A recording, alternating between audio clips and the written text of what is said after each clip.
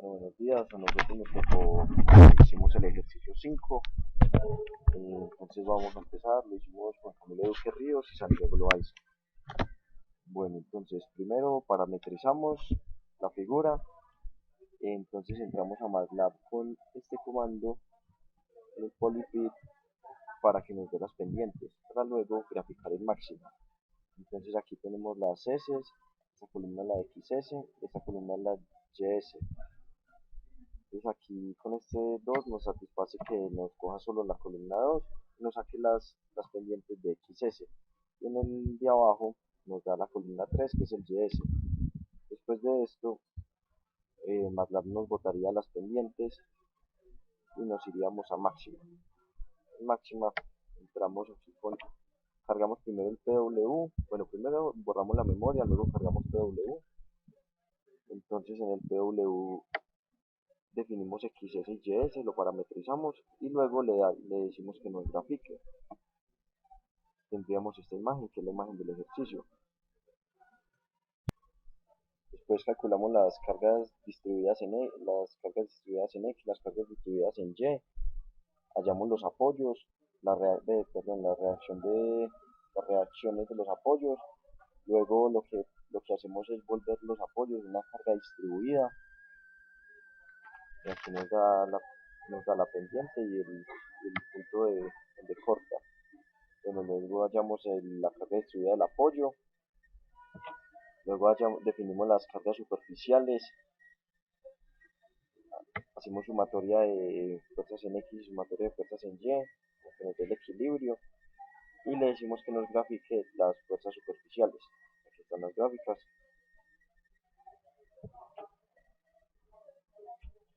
Se calcula la derivada de phi en X en Y, que es lo que utiliza MATLAB para que nos arroje luego las matrices. Calculamos C1, C2, C3. Luego hacemos el netlist de 136 elementos que va desde 0 hasta 13,6, pero que aumenta de punto 1 en punto 1. Después le decimos que nos grafique las derivadas. Las derivadas, como pueden ver, inician en 0 y terminan en 0. Bueno, con este comando le digo a máxima que me guarde en la dirección que aquí me aparece el archivo de la netlist. Bueno, entonces luego abro el archivo que máxima me guardó y me entrega esta lista de números. Entonces sería el de S, que va de 0 a 13,6, aumentando en punto 1 en punto 1. XS, YS, la derivada de phi con respecto a X, la derivada de phi con respecto a Y y phi. Entonces luego me voy para MATLAB para graficar luego, para que me boten las matrices en Excel. Entonces entro con estos números que me dio máxima. Luego de esto pongo a correr MATLAB y esto me botaría las matrices que me definirían los contornos en Excel. Vamos a correr MATLAB y nos bota las diferentes matrices que necesitamos. Entonces, por ejemplo, aquí abrimos matriz.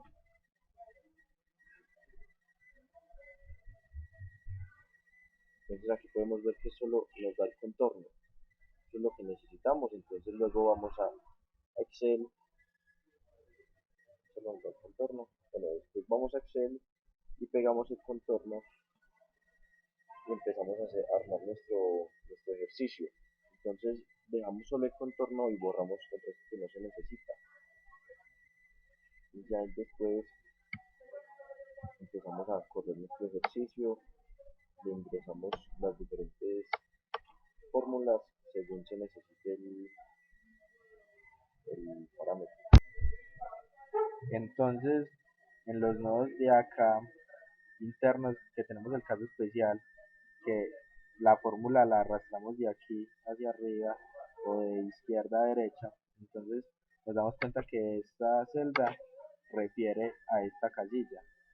Lo mismo, esta otra celda referiría a la misma casilla. Pero el truco que hacemos ahí es hacer una fórmula, digamos, para esta casilla y el resultado lo sacamos. Luego volvemos a pegar la fórmula en todas las casillas de los lados y ya para esta la volvemos a referir acá y la volvemos a sacar. Y de esa manera ya quedan referidas a estas dos y podemos efectuar los cálculos. Ya después de obtener todo eso, le damos F9 y el computador nos empieza a iterar. Estas matrices que estamos viendo acá son las de la derivada de phi con respecto a x y con respecto a y, que las utilizamos para las fórmulas de arriba. Ahora podemos ver las matrices de sigma x, sigma y tau xy. Y si nos paramos en cada una de ellas, miramos que las casillas también tienen una fórmula de diferencias finitas que refieren a las matrices ya calculadas anteriormente, y por esa razón obtenemos los valores. Lo que les decía, la de tau, que refiere a las esquinas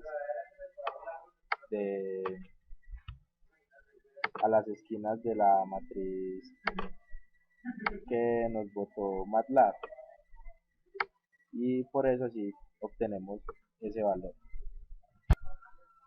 Bueno, después de haber hallado todos los valores de la estructura en Excel, utilizamos este código que nos va a arrojar todas las gráficas para analizar la estructura. Entonces volvemos a utilizar el XS y el YS. Ahí los definimos, luego definimos delta, y nu, que son los datos para poder calcular. Y aquí también de los valores del eje X y el eje Y. Aquí le decimos que nos lea estas tres variables de esta hoja, y con este comando lo que hace es que invierte su orden. Ya después le podemos agregar las curvas de nivel que queramos. Por ejemplo, aquí le colocamos 50. Ya después de correr todo este código, nos va a arrojar las imágenes. Ahora vamos a hacer el análisis de las 10 figuras que arroja el anterior código de MATLAB. La primera figura es la deformación en X. Aquí lo que podemos observar es que esta región de acá, esta y esta, están sufriendo deformaciones por tensión. En cambio, las que están azules sufren compresión. O podemos observar que este nodo es un nodo crítico, ya que hay muchas curvas de nivel y la línea gruesa negra nos indica que es donde está sufriendo la mayor deformación. Ahora la figura 2, que es la deformación en Y, nos muestra que casi toda la estructura hacia el eje Y está sufriendo deformaciones por compresión.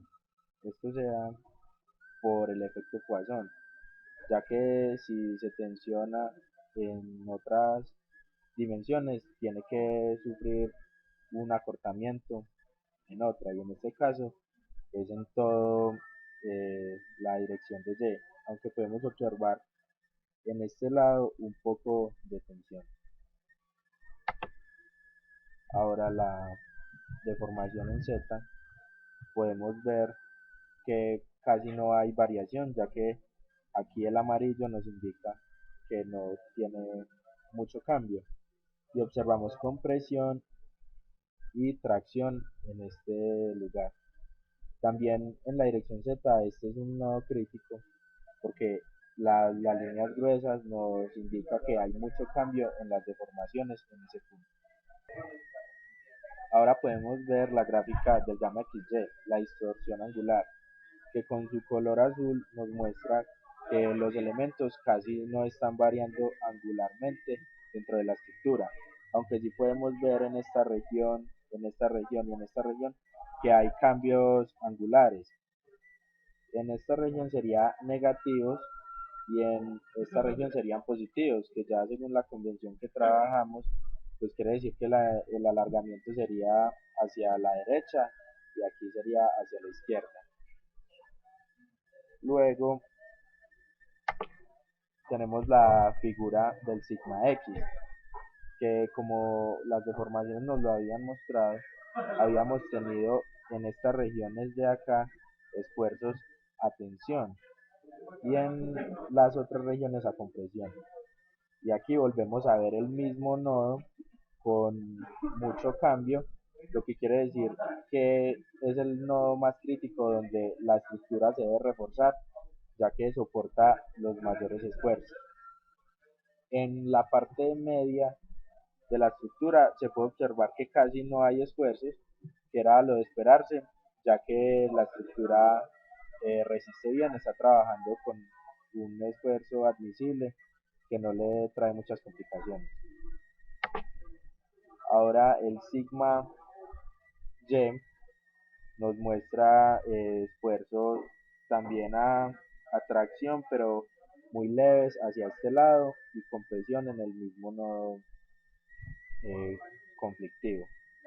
El resto de la estructura soporta esfuerzos más bien moderados que no le causan mucha deformación.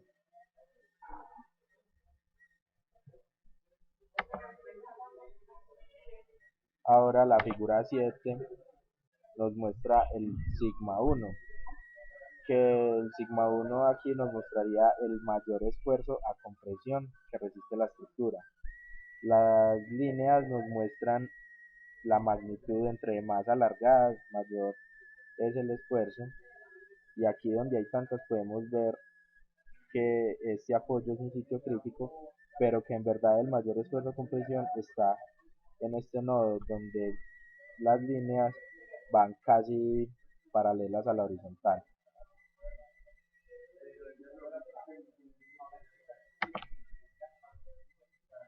Ahora vemos la figura del sigma 2 que nos muestra el mayor esfuerzo a tracción.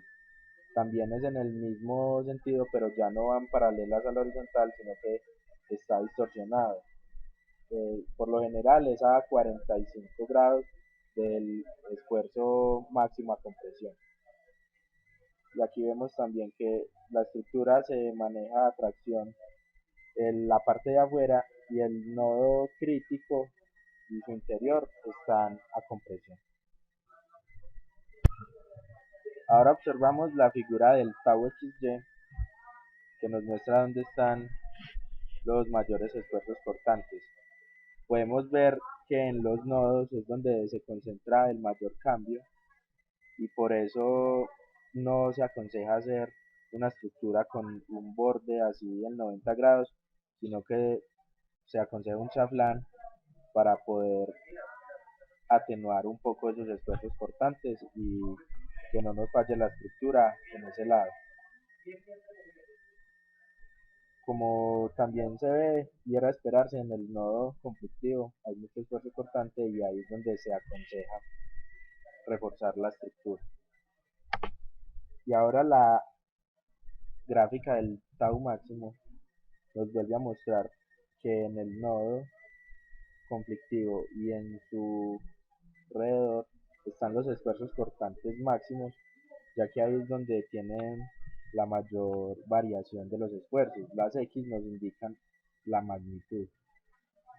Entonces, esta es una zona de mucho cuidado donde debemos reforzar la estructura.